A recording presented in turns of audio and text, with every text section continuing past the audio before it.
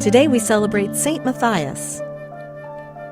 If it weren't for Judas and his betrayal of Jesus, we likely wouldn't be celebrating the feast of Saint Matthias today. It was Matthias who was chosen by lot to replace Judas following Jesus' death and resurrection. While the New Testament has almost nothing to say about Matthias, we know that the disciples had clear qualifications for the person who would replace Judas.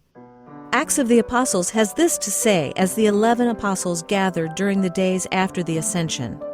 Therefore, it is necessary that one of the men who accompanied us the whole time the Lord Jesus came and went among us, beginning from the baptism of John until the day in which he was taken up from us, become with us a witness to his resurrection.